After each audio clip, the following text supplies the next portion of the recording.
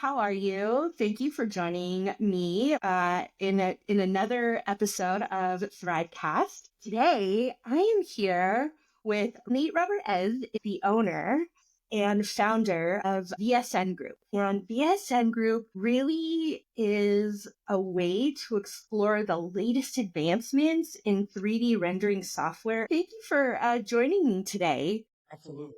Let's dive in. Tell me about VSN. What is it? What's it all about?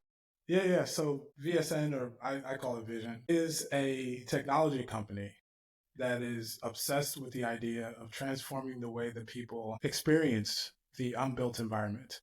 So, you know, I see it as bringing people from the future, or bringing the future into the now. Because if you can experience a place that isn't yet built, you can do some really interesting things with that experience, and you can make some decisions, and, and it helps in terms of actually bringing it into fruition. So Vision is an attempt, is sort of my life's work that fortunately I've been able to create into a business, and it doesn't feel like work, but Because you love it. I love it. It's an obsession.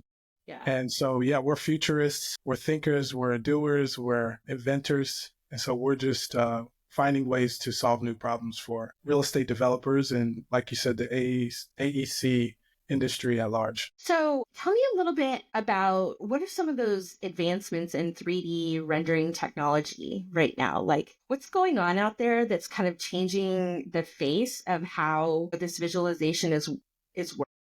So I'll say the first thing that we have to notice is stable diffusion. But just a few years ago, stable diffusion was invented, I would say 3 or 4 years ago, to where essentially there's a database that understands every image that's on the internet. And through natural language and through just sort of asking questions and prompts, you can sort of not only aggregate all of those images into one new image, but you could also feed it with images and ask, what those images are.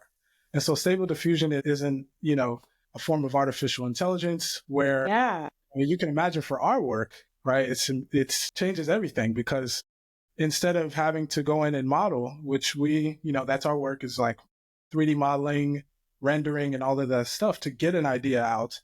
Now you can, in natural language, just say, hey, I want to showcase Disneyland, but back in the 1970s, right?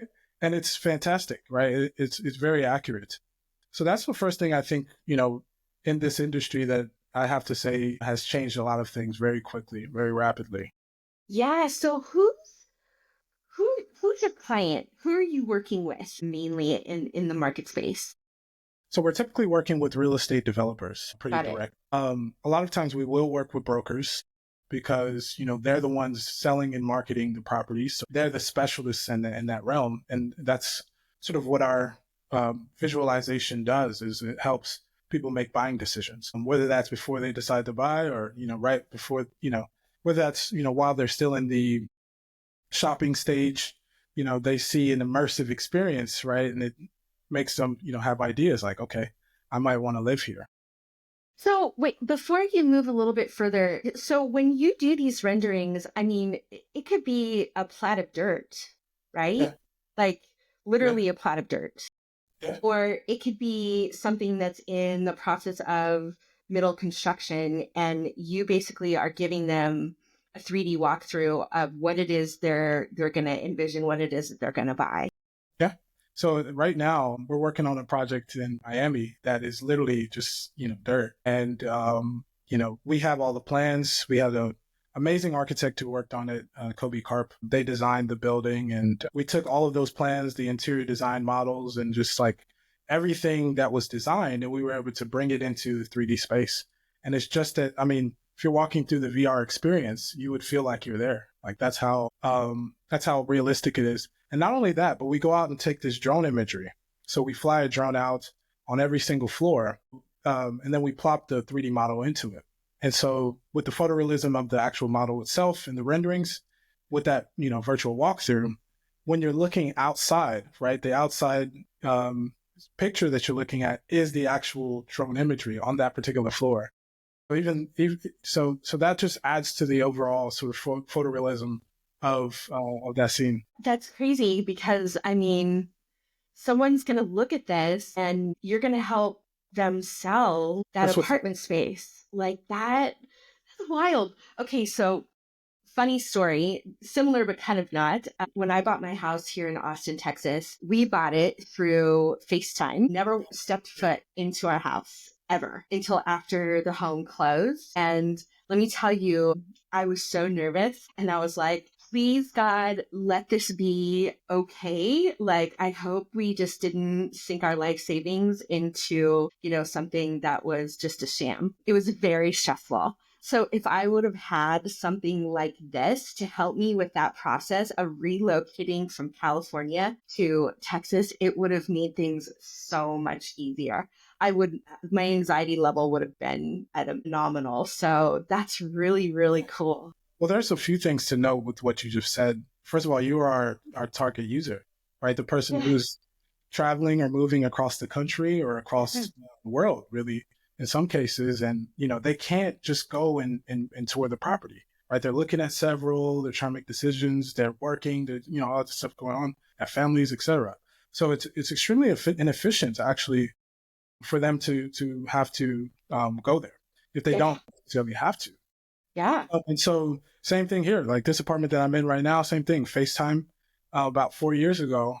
And I remember walking in for the first time and I was like, oh, the ceilings are a little bit higher than I thought they So I didn't mess up too bad, but it was one of those moments where you don't know, right?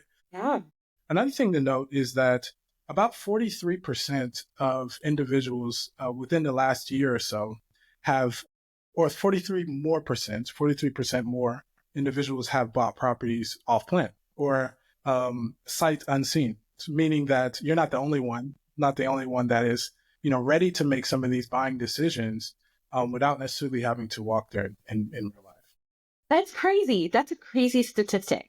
Yeah. I mean, we have come a long way, haven't we? Oh, That is incredible. So what are some of those misconceptions about like 3D rendering that maybe people like myself or even developers or architecture firms should really consider? Because, again, this is so new. AI is so new. Some people are still repenting AI, while those of us like you are embracing it wholeheartedly. What are some of those misconceptions that we could just squash? Yeah. So the first thing I get is like price, right? Because our stuff is highly photorealistic and it just looks really good. Sometimes you get that, I can't afford that just off bat, right? But because of technology, because, we've been able to make things easier and more efficient with the tools that we have at our fingertips, and that isn't the case anymore. And so it makes a lot of sense, actually. The return on investment is always something that developers think about, right? Especially in this industry, the AEC industry, like people are always trying to value engineer things out or, et cetera. But if you really, really think about it, right, there's so many reasons why selling before the property is built or marketing before the property is built is beneficial. Yeah. The list goes on and on. Like, of course you get those buyers who, they need to see that type of stuff to even make a decision in general. Yeah. Like there's those people, I won't even look at it if you don't have some type of visualization, right? Also, of course, you de-risk in ways as well because you're getting deposits and things of that nature from individuals who are ready to buy. And so many other things that it helps with, not only just from a cost saving standpoint, but also from a risk management standpoint. I would say lastly, another misconception is that this is a big one.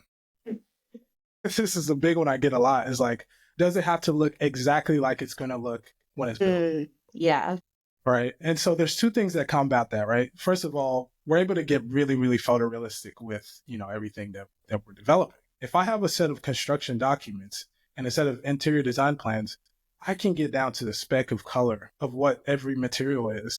Yeah. And so some of that stuff you don't have to worry about if that's exactly what's being built. And in most cases, it has to be because, you have to get permits and all that stuff anyway. Yeah. Yeah. So that kind of kills that. But then also, people kind of get it these days, right? People get it that the fact that like things are going to be a little bit different, as long as like the major things, like, you're not telling me I'm going to get a white cabinets and then they're black when I walk in, right? Okay. Right. These things are like obviously a huge problem. But Yeah. people kind of get the small discrepancies. They just want to be able to walk through it. They want to be able to feel it. They want to be able to experience it before it's built. And that's what's so awesome about it because, me being in marketing is all about feeling and it's about connecting those dots to those emotional senses that really kind of draw you in. And when you can look at a rendering like this and walk you through and say, I can picture, making dinner here. I could picture us, eating on this balcony. It just makes it so much more realistic. And I mean, it's like an easy sell, right? Like you didn't have to do much to sell because, the renderings basically told the story, which is awesome. Yeah, yeah. I Yeah. mean, that's what makes this so great. So are you only working on like major developments like apartment buildings and condominiums? Or are you working in like subdivisions and they're creating like a whole subdivision? Are you doing all of that? Yeah, we're doing all of that. Anything really in the built environment space, we've pretty much subdivisions, communities. We just did one in Atlanta from a New Life Community Alliance, huge development, probably every bit of 10, 15 acres. Yeah, we're doing all types of stuff. I mean, you name it. So can you, and you might not be able to, but I'm going to ask it anyway. Can you share a real world example where the Vision Group really leveraged this rendering to really solve a major project challenge that, one of your clients potentially had, and after you showed them, they were like, oh, sold. I'm Yeah. sold. Yeah. I mean, there are so many. I can name one offhand. It's one of our biggest case studies. It's also in Atlanta. It was actually a church, and they came to us, wanting to put together this sort of animation or this walkthrough of what they were building an urban garden with like some greenhouses and like some really cool stuff with I think they had like an acre or two of land. And so they came to me basically saying that they had a fundraiser that they were getting ready to, to go through, and they needed a visual aid to show people what it's going to look like. The challenge was that it was about 5 days away. Yeah. So nothing, nothing, No pressure. right? No pressure at all. And so I took the job and, I was like, okay, how are we going to do this? We got to work immediately. And I can remember during the day of that actual service where they showed the animation, they put it together very beautifully. During the service, they had it showing in the screen. The screen is big as the Huge. well, it's huge. Yeah. And so it was cool to kind of see our work like that too. It's like a really cool moment. But so he showed the video, and it was called Giving Sunday, and they raised about $900,000 that day. And the reason I know, yeah, I know, yeah, and that filled the gap for not only that initiative, but like all the other initiatives that they had at that moment. The reason why I Amazing. know is because after the service, like I came to visit, and of course I saw it, and I went back to talk to them, and they told me, and I was like, that's insane. Yeah, that's it. That's amazing. I love that. Yeah. And then another one, just as another quick one, it's a different use case. In Miami, the project that we're doing in Miami, this is a huge one because they break ground a little later this year. And so they've already been pre-selling. But the interesting thing is we have the actual VR headsets and VR goggles in their sales center. And so from what I've heard, people are literally lined up. Like they'll have events with brokers and with people coming to sort of do showings and stuff like that. People are literally lined up outside of that sales center to get that virtual experience because, it's unlike anything else in the market. And they've already used it to pre-sell a few of the condos. So, and it's not even built. So, yeah. That's amazing. So, maybe there isn't an ideal experience, but is there an ideal like VR experience for an architectural client to expect what they would need to go through in order to implement something like this? Like, what are all the things that they need in order to make your portion of project come to life? Yeah. Great question, actually. Typically, when we get projects, they're pretty baked from a design standpoint. So from an architectural standpoint, we would have this construction documents, we'd have the ID sets, we'd have the specifications, we'd have all of those things. And that's because the more detailed the information is that we get, the better. right? Because Yeah, we can implement it and like, and we get creative, when we have more at our fingertips. of You course. mentioned something earlier that I really resonate with in terms of like experience, and the way someone feels, that emotional sort of pull. So we'll do very small things sometimes. Like if we have all of that information, we'll like put, some apples or something like that in the living room on the living room table, or the fire will be on or something like that, or Yeah. the oven will be on, in our virtual experience. And like you could literally with the VR goggles look down and kind of see these things on. And so the more detail we have, the more ability that we have to get creative and really showcase something that's really, really immersive. So, are there any sort of common hurdles that architecture firms or developer firms are going to face when integrating this type of VR, AR into their workflow? I mean, or is this a pretty easy integration into what it is that they're already doing? Yeah. So the only thing that sort of it's an easy integration, Okay.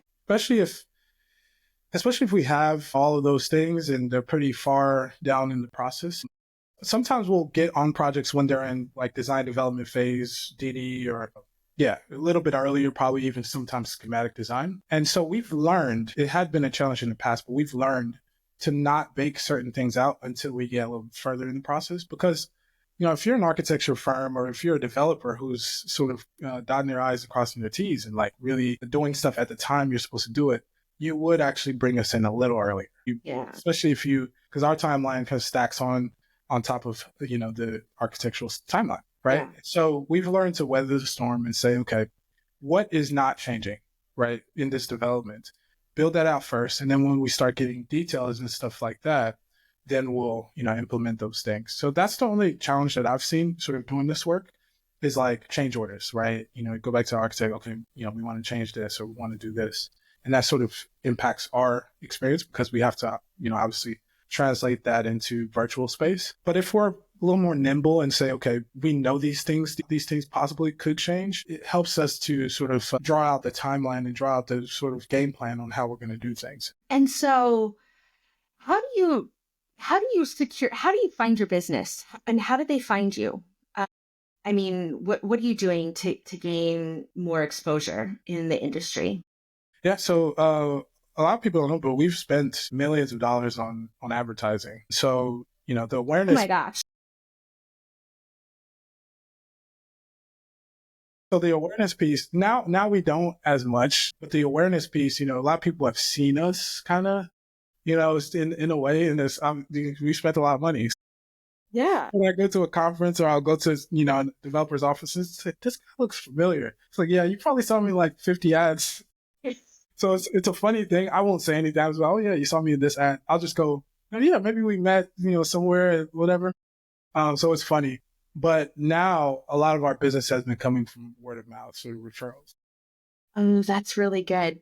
Yeah. So, do you have a lot of repeat customers? And I would assume that you do, because if you're working with like a prime developer, and I mean, they always have projects going, that's awesome. Because unlike in architecture, many times they're they're always a customer, but they're usually only a customer one time because you're building their dream home, and then they'll refer you to their friends. But I mean, it's only kind of a one and done situation. So yours is recurring income, which is, I mean, that's the way to do it, Yeah, right? it is. It is. Yeah. Yeah, that makes it work. So besides AEC and besides like development, are there any other industries like outside of those two that would find this valuable? Great question again. We're starting to sort of look at the government space, like, because there are certain facilities that you and I don't know anything about, like how they're constructed or how, they come together or how they're used or whatever, but they are very important for this country, for things to go the way they go and as smoothly as they go. And so there's something in me that tells me that there is benefit and value in being able to bring these things into digital space first so that people can sort of hyperanalyze and simulate what's going to happen in those spaces. That's a Yeah. really, that's a vertical that I've been exploring and having conversation. Matter of fact, I had one today about how we can sort of dive in that space. What I've seen, is that multifamily real estate is really, really our sweet spot because we do understand sales and marketing to a good degree. We can, also building a software right now called Path. I don't know if I mentioned it earlier. No. Um, Going back to what we said earlier about, you know, the FaceTime kind of like tour, it is basically taking that experience, but adding a chat aspect and an AI agent that knows everything about the property, knows everything about the area, knows everything like about every spec of the property, amenities, everything, you name it, policies, all of that stuff. And so that the AI agent will be basically chatting with you and teleporting you to different spaces in the experience and allowing you to kind of feel that experience while talking to someone. So, that's another use case. Wow. I mean, so is that already out there or are you still developing this? And Yeah, so we've built the first few iterations of it, and we have a big customer right now who's exploring it. Who's actually we signed on a project with them to use it, and so it's yeah. that's crazy. Thinking about what you were talking about in the government space, one thing that came to mind immediately for me was, well, yeah, like if a school district is building a new school, and they have a plot of land that they're going to build a new school, to make sure that they are maximizing every ounce of that space, utilizing your services would be far beneficial to them. And I bet you a massive cost savings to prevent any of those encountered hiccups that might come through that design process. So I could definitely see how there's some space for you to grow in the government space. Yeah, absolutely. Really, really interesting. What how do you think VR and AR have really helped clients make faster and more confident decisions? Because I would assume when people see this, I know it would be. I'd be like, well, I'm sold. I mean, is it making it go faster for your developers, or is it just kind of helping tell that story? What does that look like? Yeah, a little bit of both. We like to say it accelerates the sales process. Yeah. In every, let's say, condo that's built or apartment built, there's agents, right, who are, their job is to sell it, right? And so, initially when someone has questions or when someone has like just general like check boxes, because I mean, all of us have our sort of like deal breakers, Yeah. if you will. And we also have our things that make us tick. Like if on my list, it's like, okay, I need a place with a pool. I need it to have high ceilings. I need to have floor to ceiling windows, and I need the bedroom to be this big. Like those are my things, right? You don't necessarily need to talk to someone to get that information, right? At some point, talking to someone at that stage is a waste of time. Yeah. It's a waste of your time and it's a waste of their time because then they have to tell you, hey, we don't have this stuff. And then they're like, dang, I didn't get a sale. And the other person is like, man, that's just wasting my time. Yeah. And so it's been enormously beneficial for both sides, I would say. The developer, because they don't have to sort of worry about some of those like, initial questions, which are typically visual things, right? Someone can see what they need to see and immediately like, okay, yeah. And then they can just focus on the things that really matter. Like, do you qualify? Are you like, when do you want to move in? Like, do we have that availability? Which we're also working to, work with them on. Streamline. Yeah. So one thing at a time. Well, hey, one thing at a time. So how long have you guys been in business? So we've been in business since 2020. So, Oh, that is so funny. So with all of these like podcasts that I'm having, 20 is the sweet spot. oh, yeah. I swear, everybody decided to jump out on a ledge during COVID and they're like, Yeah. that's it. I'm going to go work for myself. Yep. Yep. That is when everything has taken off. So I love that was part of your story because I would assume that's what happened. Yeah. I was working at an architecture firm and, I decided to jump. Actually, I started a company in 2020. We started getting some traction because you can imagine like everybody's locked down, right? So Yeah. people are needing to see things more. Yeah. And so that's when the business model sort of formulated. I was going to go into several different things. I was thinking about going to smart homes. I was thinking about going into development. I was thinking about a lot of things. And then I looked at it's funny saying this right now because I haven't thought about this since that time. I looked at the annual growth of virtual reality, and it was growing at a 39% CAGR year over year. And I was like, okay, that is it. Yeah. That's smart. That's smart. Like when you can look at the CAGR and be like, yeah, it's growing at, 39% year over year. Okay, It's a that's no-brainer. good. Yeah, it was a no-brainer, especially because I've already had experience in the space. I love this stuff anyway. I thought, let's start small. We start doing some, interior renderings and stuff like that, knowing that we were going to sort of graduate to VR. Time kind of is our time tells the rest. And I mean, I can only imagine that AI has really enhanced your process, right? So virtual reality has been around for a minute, but I can only think how much faster it has helped you develop, what it is that you're selling Yeah. today. I Yeah. mean, Yeah, you hit it right on the head. Another thing that I noticed at that time, right, because I wanted a convergence of two markets, of two industries that come to an equilibrium and that would make our company successful at some point. And what I was looking at the time was architectural visualization, which was growing at about, I would say 18%. And then, of course, virtual reality. And those things were going to kind of come to an equilibrium. What I didn't see coming is AI. And so I thought that, we'd reach that point. Okay, cool. People are looking at properties virtually more and more every year. Virtual reality is going up as well. But then AI came out of nowhere, and stable diffusion was that one that created our equilibrium point. And so that's where we are now. It's where we're using that to build out our softwares, and we're using AI to pretty much create solutions and VR.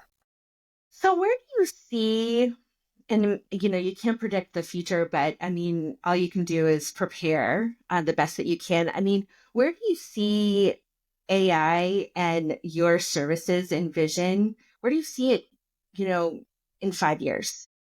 Do you think it'll still be a thing, or will it be totally obsolete because we are so futuristic that like we have, we're going to teletransport people into God knows. It's going to be a form of that. It's going to be a form of that. Just practically here, I can imagine me telling you about a project, like, hey, I'm looking at buying this home or something like that. And I'd probably send something through my phone or just like do something on my watch. And then you can literally, you turn on your glasses and then or I have my contacts in and I go like, let's walk through it together. And you're literally looking in the space that I'm looking at. And we're communicating in there just like we're on the phone or something like that. That is coming very soon. A lot of these bananas. That's bananas. It's going to be crazy. It's going to be crazy. Insane. Yeah. So there's that. And then the other interesting thing is like for some of these emerging technologies, the hardware has to catch up with the software in that the technology is there. We know how to build these things, but this hardware, the glasses that have the capability of like holding battery and showing a full display of like something that's not out yet, of course. Right. Closest thing we have is like what Apple Vision Pro or like some of these AR glasses, which they're not there yet. Right. But once that happens, and which I think will happen in the next 2-3 years, everything's going to change about how we just understand our spatial environment. That's something that I've also been interested in like recently is like spatial intelligence and spatial computing is like, okay, I'm looking at something in real time, my glasses, because right now, like you can pull up your phone, take a picture of something and ask ChatGPT what it's looking at, right? Yeah. And ask it to count, how many, if you have a jar of marbles, you can ask it to count how many marbles are in that jar, and it'll be closer than you will be, for sure. Yeah. Yeah, it's crazy. It's crazy. It's crazy. So what is the one thing that you want everybody to know about vision, and what makes you guys different in comparison to the competitors that are in the same space? Yeah. So, I have this sort of obsession with bringing things household. I think it's like deep rooted, like something in my childhood. I don't know what it is. I got to go to therapy or something to figure it out. But I have this like obsession with, okay, what is this thing that people are doing at a large scale, and how do we bring that household? How do we make, your everyday individual get to experience that same really cool thing, right? And technology helps us with that. So that's why I got into technology. But I want people to know about vision that, we're bringing some of those some of those technologies household. And our job, again, is to transform the way that people experience the unbuilt environment. And we truly believe that if we do that, then we'll be able to bring the future to today and allow people to make better decisions about what is going to happen in our future and with our plan. And so that affects so many different things, right? It affects the environment. It affects overall sort of feeling of sense of purpose and belonging on Earth. It does so many different things. And I believe that's why yeah, I love that. That is, it's a passion, and you can tell that it's your passion. And so not everybody can wake up every day and say, I'm going to work and I'm stoked to be doing that. But you can just see that on your face. Yeah. That like you wake up every morning and you're like, I'm going to work and I am going to do some cool stuff today. Yeah. That's so awesome. So what has been one of your favorite projects of all time? Do you have a favorite? Yeah. So we've worked on thousands of projects. I'm from Nigeria. And so some of the projects that have been my favorite are not necessarily my favorite because of the scale. Like we're working on one of the biggest buildings in Boston right now, in Miami, stuff like that. Like, so that's not necessarily what brings the, I would say, feeling of purpose or like, okay, this is why I do this. Recently, I came back from Nigeria in December, or in January, was there in December. And we I designed a clinic, and that clinic was sort of named and dedicated to my late uncle, who was a philanthropist in, our town in Nigeria. And it broke ground in December. And seeing that come to life, after the renderings, the animation, all that stuff was created and all the work and effort and just time put, into developing that concept, seeing people there and going in and out and getting care, and just like hearing about what's going on there right now is like, it's insane. Yeah. And so that had to be the most meaningful to date, most meaningful project that I've worked on. I mean, you want to talk about emotion, right? Like that is how you establish that emotional connection. That's amazing. So do you do a lot of work in other countries besides in the United States? Yeah. So we last year we did 3 projects in Africa. Yeah, we did one in Sierra Leone. It's an amazing project. It's like a school, had like a school concept, of course, some housing, a commercial, and all that stuff. We're currently doing one in on the islands in Bahamas. Yeah, we did another one in Cameroon last year as well. So yeah, we're all over the place. That's so cool. So hopefully for you, you have to travel there to take the drone footage, of course, right? Yeah, Like if right. you're the drone pilot, like you've Yeah. got to go there. Well, I wish. Sometimes we gotta. Sometimes the budget, and we gotta, get someone who lives there or whatnot, and get that footage some other way. But I try to go to our projects as much as I can because I love traveling. Yeah, I would put that on the bucket list too, for sure. That's a Oh, good way of going about it. yeah. What are anything else that you want to share with us about Vision, and what is the website? How can people find you? How can they connect with you? Yeah, sure. So our website is www.vsngroup.io.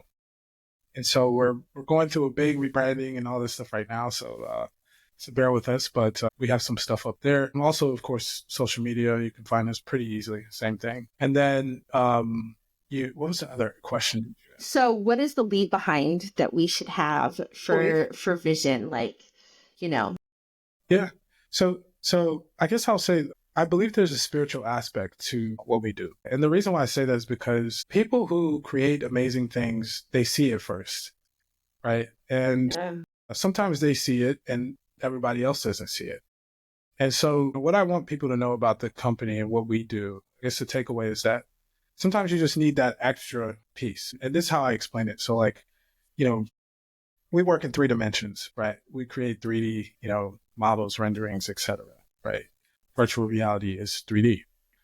But there's another component that I think once you add that dimension, which is the developer or the visionary's vision, and you add that to that mix, and all of a sudden it just transforms that experience like that. And I think a lot of people don't understand that. And so that's been our secret sauce. Like we focus on that 4th dimension is like, how can I get in your brain and understand what's in there to a different degree, not just, I'll send you over my plans and architectural drawings or this stuff, right?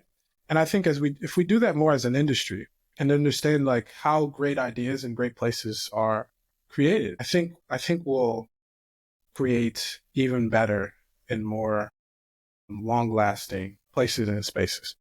Yeah, I love that. Like meaningful, right? Like it really kind of hits you at the core. And I think, especially in this day and age when everything is so oversaturated, being able to find whatever that is that really hits you in that way means something. And so if you can do that successfully, you've got a customer, a partner, a loyalist for life because nobody else is going to make them feel that way.